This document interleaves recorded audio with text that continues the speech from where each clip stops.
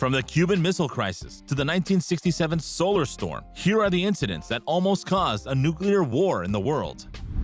In 1956, the United States was a major player in the Suez Canal crisis between the USSR and France and Great Britain. Uncle Sam's country wanted to intervene by putting an end to this crisis. However, in the face of threats by the USSR to use conventional weapons against France and Great Britain, and in particular after the appearance of planes over Turkey, the United States stated that a nuclear attack by NATO against the USSR could very well take place. The United States and NATO already considered themselves victorious, despite the heavy consequences that this nuclear strike would cause. But fortunately, none of this happened, because it turned out that the planes in question that were flying over Turkey were actually flying swans.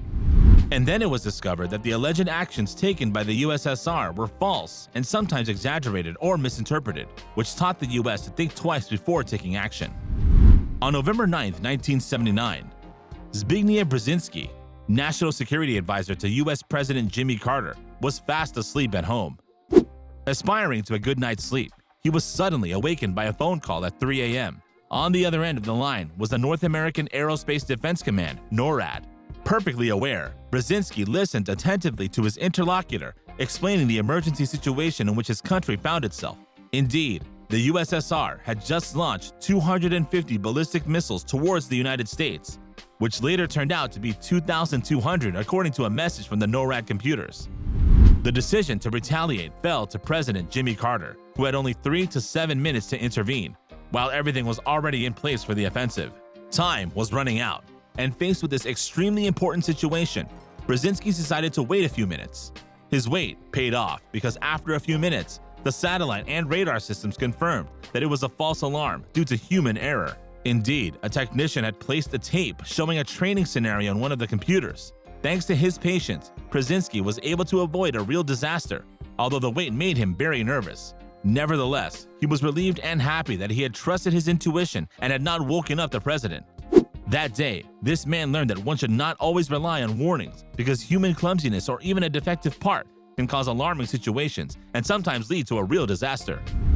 Stanislav Petrov was an officer of the Soviet Army's Air Defense Force, and like any officer in charge of his country's security, the man had only one wish: to protect his country. Then, in the middle of the Cold War against the United States, from a possible attack. In 1983, on the night of September 25th to 26th, the Soviet missile warning system announced that the United States had launched 5 intercontinental ballistic missiles towards the USSR. Instead of reacting quickly by informing the command of this alert, Petrov took a few minutes to analyze the situation. After careful consideration, he came to the conclusion that it was a false alarm, convinced that in case of a real attack, the United States would have sent many more missiles. However, the Soviet officer could not help but feel a great deal of anxiety, because a doubt still remained in his mind. What if, by taking the decision to report a false alarm, he had put his country at great risk? But all in all, he was right not to believe in an attack, because it turned out later that the heat generated by the sun's rays reflected on the clouds was the cause of this alert.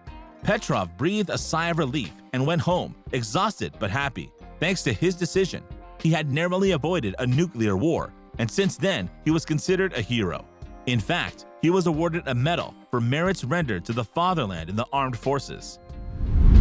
We are in 1962, in the middle of the Cold War. The United States and the USSR are making strategic plans, each of the two superpowers hoping to assert its position in the world. But there is still a problem: Cuba. If John Kennedy's United States prepared to overthrow Fidel Castro's regime and began the invasion of the island, the USSR implanted nuclear missiles and sent several ships with soldiers. In this way, each of the two superpowers maintained its position of strength. Nevertheless, the Cuban Missile Crisis put the two countries on the verge of a nuclear war. The whole world was on the alert. Fortunately, the United States and the USSR reached a compromise, and on October 28, 1962, after 13 days of conflict, the Soviet ships turned back after the Americans promised not to invade Cuba and to dismantle their rockets that they had installed in Turkey and Italy. However, it must be said that the Cuban Missile Crisis marked a turning point in relations between the United States and the USSR, because it was from that day on that the two countries decided to install the famous red telephone, a direct line that would allow them to communicate in case of problems. After the 1967 Six-Day War, which pitted Israel against Egypt, Syria, and Jordan, the Jewish state enjoyed a position of military and territorial strength that it wished to maintain as long as possible. But on October 6, 1973, the day of the Yom Kippur fast, the country was faced with a surprise attack by Egypt and Syria, who wanted to take back the Sinai and Golan territories, occupied since 1967 by their neighbor. Taken by surprise, the Hebrew state prepared itself militarily as it could. It even ended up having the support of the United States, while Egypt and Syria were supported by the USSR, except that this would involve a nuclear conflict. So for the second time, Israel was on the verge of a nuclear war after having almost started it the first time in 1967.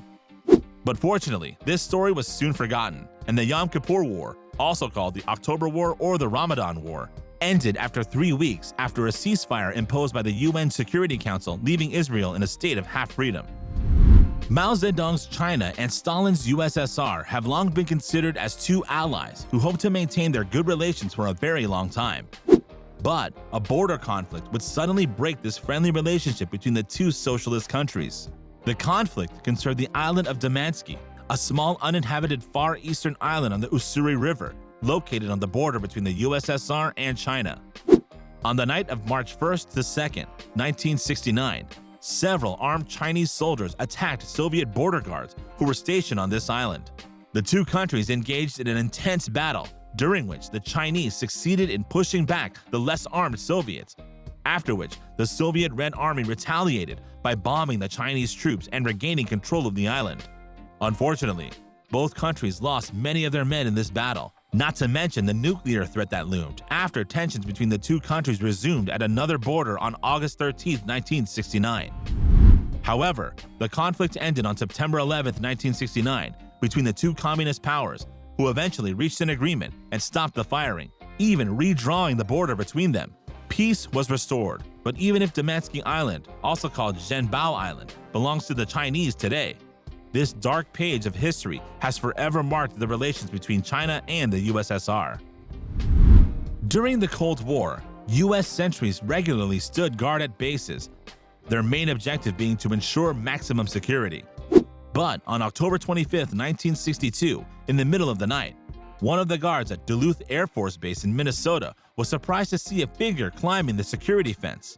Thinking it was a member of the Red Army, the guard fired a shot before activating the alarm. In this way, he was able to alert all the bases in the area in time to speed up operations. Indeed, the Strategic Air Command was ready to use its nuclear arsenal, and the pilots, about to take off, were convinced that the Third World War was about to begin. However, if this guard succeeded in putting his whole country on alert, he soon felt a huge guilt after his action, because the man he had seen trying to get over the security fence was in fact a bear. Can you imagine the magnitude of the disaster if a nuclear war had been unleashed as a result of this mistake? Sure, it's not uncommon for such mistakes to happen, but fortunately, this guard quickly corrected his mistake, and the prospect of a nuclear strike was quickly averted. This is one incident that this person could never forget. During the Cold War, the Americans had surveillance radars in Alaska at the northernmost point of the planet. With these radars, they hoped to detect Soviet nuclear missiles in case of a possible attack. But one day, the American military commanders noticed a blockage in a radar. For them, there was no doubt. The Soviets were behind this breakdown, and this attack required a military response and a nuclear one at that. Although the planes had been loaded with nuclear weapons, the Americans took the trouble to thoroughly analyze the situation and see what had really happened before taking action. After consulting the weather service and observing the activity of the sun, they discovered that the power failure at the radar was actually due to a solar storm. This happened on May 23, 1967. One can imagine the feeling of panic that the Americans must have had after this discovery. Fortunately, nothing was decided at that time, and the matter was resolved quickly. That day, the Americans could only feel proud of having taken the time to study the situation before going on the attack and changing the world forever. In 1995, a group of scientists were on the island of Andøya, Norway, where they had come to conduct some research on the Northern Lights. Except that this study required the use of a rocket. To carry out their research, these scientists launched a sounding rocket from the island where they were. By using this rocket, the researchers could congratulate themselves in advance of the results obtained. But they did not know that by using such a method, they would be able to start a nuclear war. That's right, the Russian radar technicians who had detected the rocket were quick to give the alert, mistaking the rocket for an American ballistic missile launched against the southern part of the Russian territory. And President Boris Yeltsin was then on the point of activating the nuclear briefcase. All this for a simple scientific research. But fortunately, no nuclear war broke out that day, the Russians having realized that it was not an American threat against them, and the researchers were able to continue their work, relieved, but undoubtedly marked forever by this imminent nuclear strike, which is going to take place because of them. Since World War II, the world has experienced several wars and conflicts between many countries and nations, each time hoping that humanity would never have to experience a third world war. But on February 24, 2022, the whole world woke up to the invasion of Ukraine by Russia. Since then, it has been preparing for a nuclear war, which is not impossible. It is true that for the time being, nothing is yet played out, which the world is happy about, especially since experts have stated that the risk of a nuclear war remains low as long as other Western countries do not go to war directly with Russia. A reassuring piece of information, certainly, but one that keeps the world on its toes, despite all the optimism it strives to have because there is no such thing as zero risk. And it must be said that this risk depends on Vladimir Putin, who could bring out the nuclear weapons if he can no longer stand the remarkable resistance that the Ukrainians have shown until now. But in the meantime, the world is focused on the slightest hope that the war between Russia and Ukraine will end as soon as possible, so it can finally rest on its laurels. However, whatever the outcome of this war, the world will have been troubled once again by an impending nuclear conflict. You've just discovered how the world has repeatedly come close to nuclear war. What do you think about all this? Leave us your answers in the comments, and as always, don't forget to subscribe, like, and share this video.